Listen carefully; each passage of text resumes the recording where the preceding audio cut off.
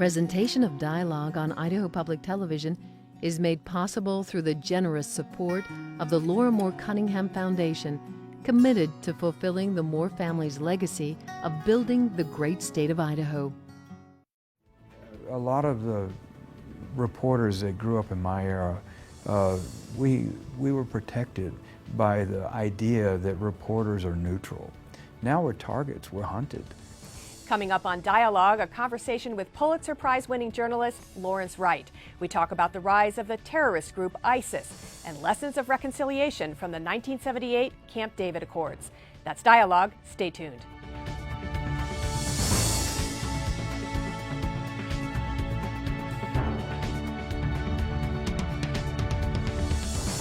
Hello and welcome to Dialogue. I'm Marcia Franklin. After the terrorist attacks of September 11, 2001, New Yorker journalist Lawrence Wright was determined to learn more about how it could have happened and more about Osama bin Laden. 5 years and hundreds of interviews later, he published The Looming Tower, Al-Qaeda and the Road to 9/11. The book would go on to win the Pulitzer Prize in 2007. Wright has written 8 other books, including Going Clear about Scientology and 13 Days in September. That book chronicles the tensions behind the 1978 Camp David Accords between Egypt and Israel. I spoke with Wright at the 2015 Sun Valley Writers Conference. Since 1995, the event has been bringing together well-known and insightful authors to share their works and their thoughts on issues of the day. Based on his research about Al-Qaeda, I started by asking Wright how he views the threat from the terrorist group ISIS. When you look now at the vacuum created by the death of bin Laden, is ISIS filling that? Is this the next group that is going to be creating terror, or? The bin Laden, his organization was already dead before he was. But the spawn of Al-Qaeda has spread across North Africa and even into Central Africa, South Asia, and all through the Arab world. And now even ISIS is contesting in Afghanistan with the Taliban. So there's a revolution going on inside the world of radical Islam. And the revolution is named ISIS. It's hard to believe that it can endure, given the level of savagery and internal rivalries and the number of enemies that it's created. But it's certainly captured the world's attention and has taken the idea of radical Islam to another step, because they've actually instituted what they call the Islamic State, and they've created a caliph. And these are dreams that Al-Qaeda had in the distant future, but to have them realized right now it's raised the stakes. How is ISIS funded? How is it so powerful? Well, there are a lot of income streams, and the top, mainly, biggest source of funding is taxation. They control a territory that is the size of the United Kingdom, and there are millions of people inside that territory. And they're taxed for ISIS demands revenue from them. They also have control of a lot of oil and gas fields. And then the kidnapping and ransoming business has been pretty lucrative for them. The European governments have, although they say they don't pay ransoms, it's widely understood that they do. And those ransom payments may not be so important now, but it's seed money for these radical organizations when they were getting started and they didn't have control of a city's banks, for instance, or an oil well, to suddenly have millions and maybe tens or even hundreds of millions of dollars from ransoms. Helps them get off a good start. Would you go? Would I Syria go? No, I don't think so. I don't know what I would do right now. I don't think it's a good idea for Westerners to be going. And listen, I hate to counsel this because things have changed a lot in my career. I've been to Syria in the past, but a lot of the reporters that grew up in my era, we were protected by the idea that reporters are neutral. Now we're targets, we're hunted. And I think the whole world is impoverished by the absence of information because reporters are simply, they don't have access. We don't have the information. And so when ISIS overruns Mosul, all of a sudden it comes as a thunderbolt because there are no reporters there. I know you had hoped that Osama bin Laden would be captured alive. Yeah. And even before he would be put on trial here, that he would have to be put on trial in the Muslim nations where he had sowed terror. This came from, you know, I'm a screenwriter and was one of my hats. And after 9/11, you know, the CIA was widely criticized for not having the imagination to envision such a strike, whereas Hollywood was turning out movies, one of them being mine, The Siege. that in some ways were prescient about what might happen if terrorism came to our country just the way that it had already to other countries. So the agency reached out to screenwriters, including me, to say, can you write us a scenario about what would happen if we captured bin Laden? Well, you know, what should we do with him? And I thought, well, I just can't go writing screenplays for the CIA. But I said, I will write an op-ed for the New York Times. And in there, I described my ideal scenario, which was that if we captured bin Laden, what we need to do is not just kill him or throw him in Guantanamo. What we need to do is deal with bin Ladenism, the legacy of this thinking. And so instead of bringing him here for trial right away, I would take him first of all to East Africa, where, you know, in August of 1998, in 2 American embassies were blown up. Most of the people killed were Africans. 224 people were killed. 150 people were blinded by the flying glass. So I would put him on trial in Nairobi in Tanzania and let him tell 150 blind Africans that he was just striking at a symbol of imperial power. Seeing a man made human and put on trial, I think that would have, I think that could have had a distinct change, cause a change in the whole anti-American, anti-Western jihadist mindset. And I don't see the opportunity for that now. You know, the goal now is just to kill as many of them as we possibly can. Unfortunately, they seem to be replenishing about the same rate. And so we're all in a period of stasis. What really concerns me is the vast pool of refugees that, you know, 10 million who are either externally or internally displaced in Syria and Iraq. You know, the Palestinian exodus was 750,000 people, you know, and look how much despair was caused by that exodus. There's no way to measure what we're going to be seeing with this huge pool of disenfranchised people. Here in Idaho, Syrian refugees are scheduled to come to Twin Falls, Idaho, not far from here at all. And there's been a bit of an uproar in the community. People are worried. Who are these people coming in? Right. Could they be terrorists? Well, there's a question about, you know, could there be terrorists that would be created in these communities in the future? And if they are staying in camps in the desert of Jordan, I say yes, there's a strong possibility if their children aren't educated, if they don't have access to employment and so on. On the other hand, the success of the American Muslim community has been pretty great. Talk to me in general about conspiracy theories, because I know when I traveled to Iran, and it didn't matter the education level of a person. Almost to a one, they thought that the United States and Israel had taken down the World Trade Towers on purpose. I hear this in our own country as well. Yeah, I grew up in Dallas, so you know, conspiracy theories have been a part of my life since I was young.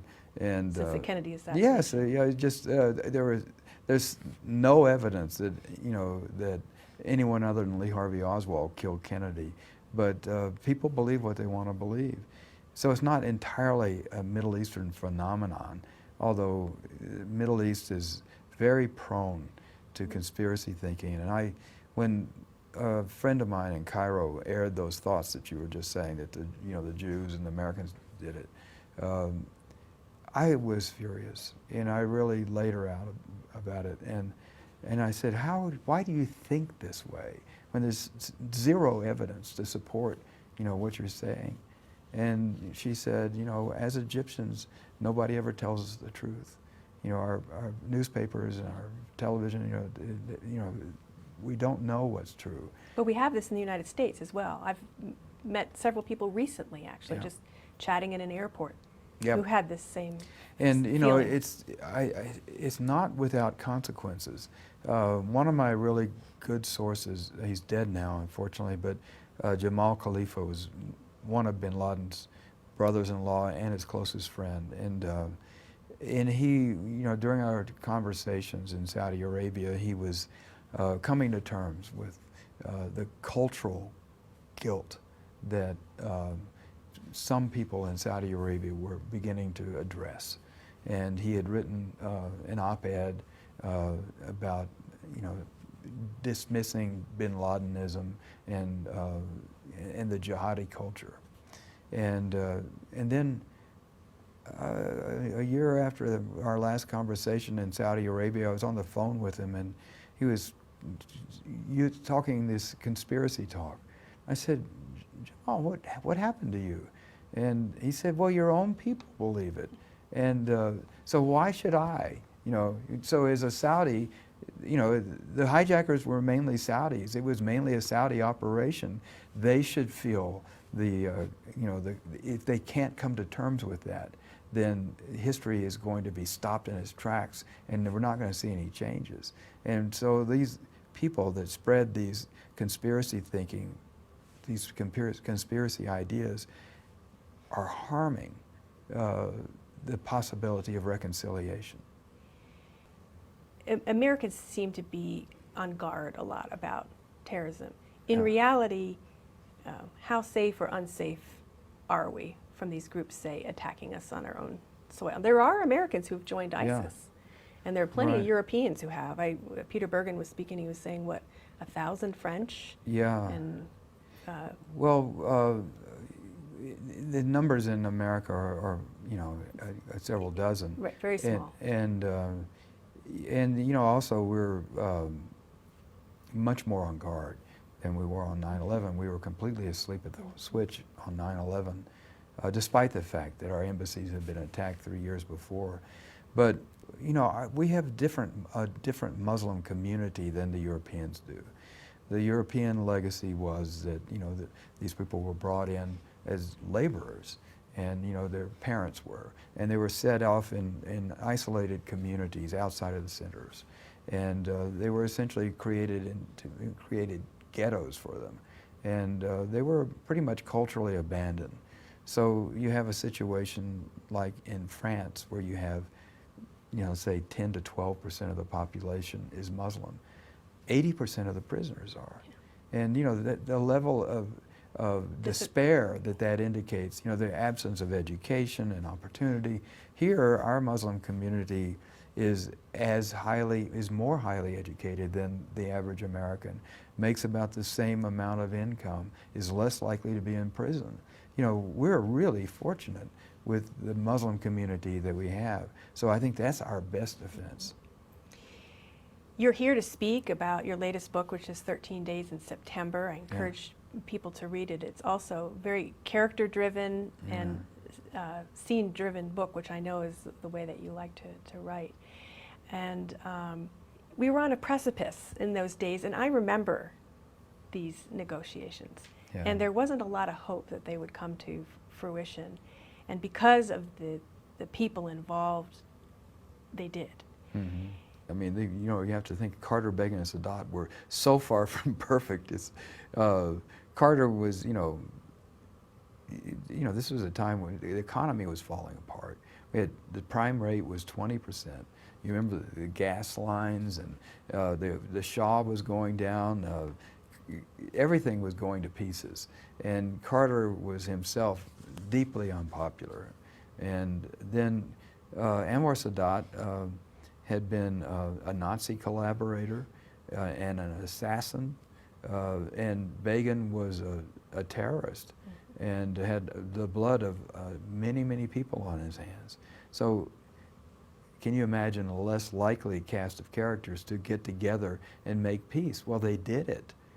And the reason they did it is, one reason is they had a lot of political courage. It's always thrilling to find a story where you can uncover the human moments that really tell you what happened. And the characters, however flawed they might be, how they are able to overcome their own limitations, because that's what the real story of Camp David is. 3 flawed men exceeding themselves. There was a 4th person, really, in this Rosalyn Carter, yes. Yeah. And my understanding is the book would be much different if she hadn't lent you her diary of that time. Well, when I went to meet them in Plains, I had read her memoir, First Lady in Plains. And in there she said that she had kept a diary while she was at Camp David, 200 typewritten pages, she said. And so I said, Mrs. Carter, I sure like to have a look at that diary. And she, oh, it's around here somewhere. No effort to find it. And so I asked at the Carter Library, and they didn't know about it. Which is amazing. Yeah. So I kept after Gerald Rafshoon, who was Carter's media advisor, and he wrote to President Carter. And one day a manila envelope came in the mail, and it was Rosalyn's diary. And it was very useful as an emotional path through those tumultuous 13 days. They were agonizing, highs and lows. And so I highlighted the things that were useful and made some marginal notes. And then a month later, Jerry Rafshoon calls and says, Larry, where's Rosalyn's diary? She wants it back. It's her only copy. So I had to write a pretty embarrassing letter. Oh, yeah. Was it indelible ink? Oh, yeah, and highlighters, and I'm sure that historians of the future are going to wonder, what happened here. So it was me. The legacy you think of this agreement at Camp David, one of the main legacies, I assume, is that Egypt and Israel have not gone to war since. And they're closer together today than they ever have been. It's fascinating to see. I mean, they're very, even though it's called a cold peace, they have mutual interests. And it wouldn't be the case if it weren't for the Camp David agreements. And, I always say that if you spend a lot of time in the Middle East, one thing you learn is that things can always get worse. And the one thing that hasn't gotten worse is the relationship between Egypt and Israel. It hasn't blossomed into a love fest, but these are reliable allies under the table. And that's all the handiwork of Jimmy Carter, a person that nobody felt could achieve such a thing. He was perceived as being a weak and unpopular president, and this was a fool's errand. Also imagine the President of the United States plus the President of Egypt and the Prime Minister of Israel disappearing for 2 weeks, just just taken off the stage, the world stage, and go off into this mountaintop retreat in Maryland, and nobody knows what's going on. It's hard to conceive that could even be done, and people always say you couldn't do that now. You couldn't do it then. It was unprecedented. The Palestinian situation, crisis, however you want to term it, was not dealt with at that time.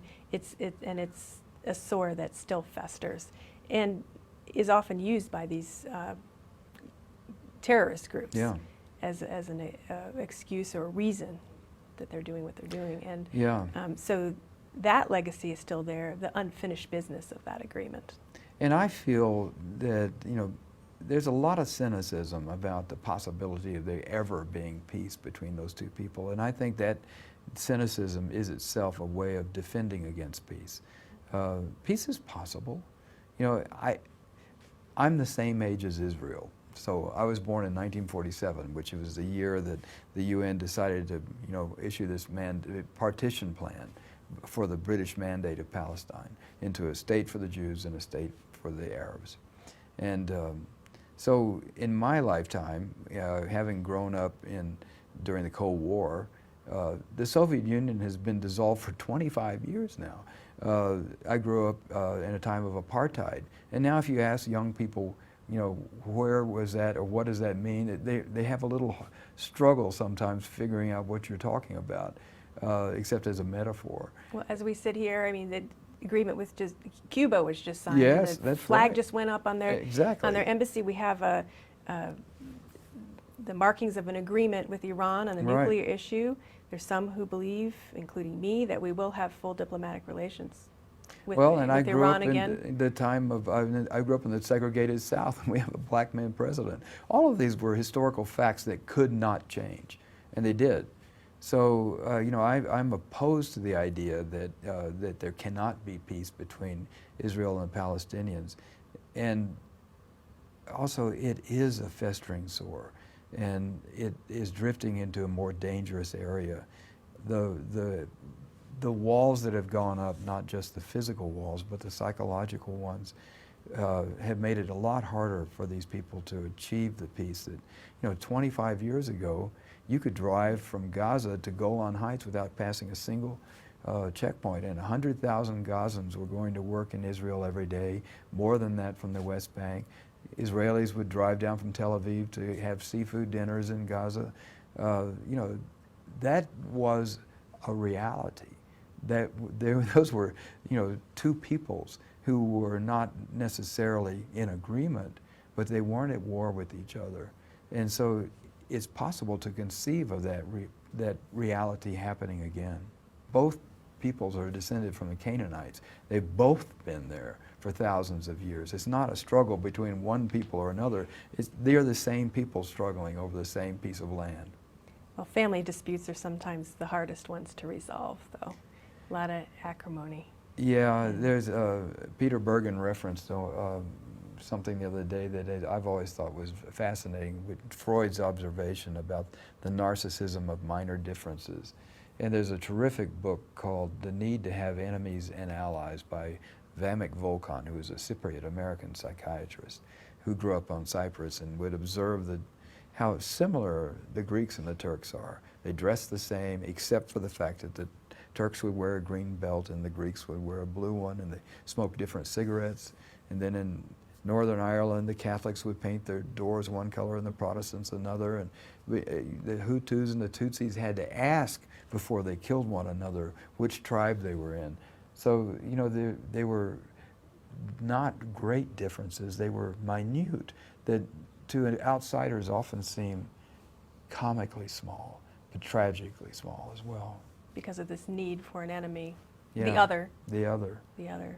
Yeah, and yet the other is not so other.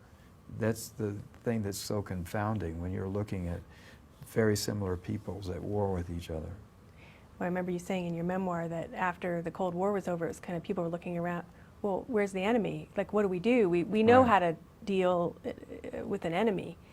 Having an enemy is a real luxury.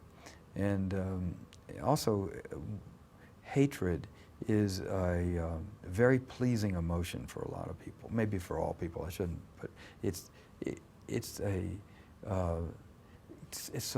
feels so freeing to put the burden on somebody else's shoulders, all the things that you despise, and to not admit them as being fully human.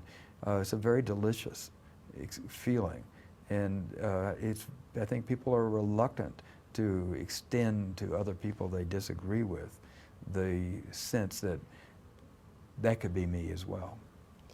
One of the things that I take away from all of your books, whether it's 13 Days in September, Looming Tower, or the book we haven't even spoken about, Going Clear with the Scientologist, which I assume you've had a lot of blowback from, is the force of religion, the importance of religion in people's lives, that reporters really ignore that at their own peril, because it drives so much faith, drives so much of how people move in the world and act in the world.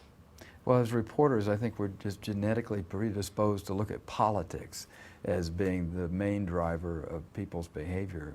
And the truth is, people can have very strong political views. It doesn't affect their behavior at all. I'm sure we all know those people. And yet, if you have strong religious views, it's very likely they dominate your life, and not just your life, and the society that you live in. When you spend time, as I have, in extremely religious countries, you can see that there's a very narrow space for politics to operate in when religion occupies so much of that public space. I know you enjoy puzzles and solving puzzles. As a journalist, what's your next labyrinth? I am looking. So this is always the hardest time for me as a writer, is finding the big mystery is where these ideas come from. And sometimes you just have to hunt them down and try to find something. But the truth is there's a kind of romance involved in trying to marry yourself to a story. Because if it's a book, it may take several years of your life. And so you want to fall in love with a story. And but you can get too choosy. That you get to the point where you get paralyzed because nothing seems good enough. And yet, once you start working on something, once you find a story that you really like,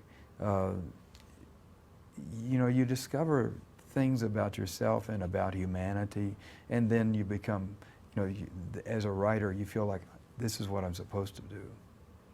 Well, I'll look forward to whatever it is that you discover. It's been a pleasure talking with you. I've enjoyed it too. Thank you for your work. Thank you very much. You've been listening to journalist Lawrence Wright. You can find more of our interview in 2 extras we posted online. In one, Wright talks about his riveting article in The New Yorker about the families of the hostages killed by ISIS. And in another extra, he recounts the incredible story of the act that saved the Camp David Accords from failure. To watch those extras or to watch this program again, just go to video.idahoptv.org and click on Dialogue. My thanks once again to the Sun Valley Writers Conference for allowing us to interview some of their speakers, and thanks to you for tuning in to Dialogue.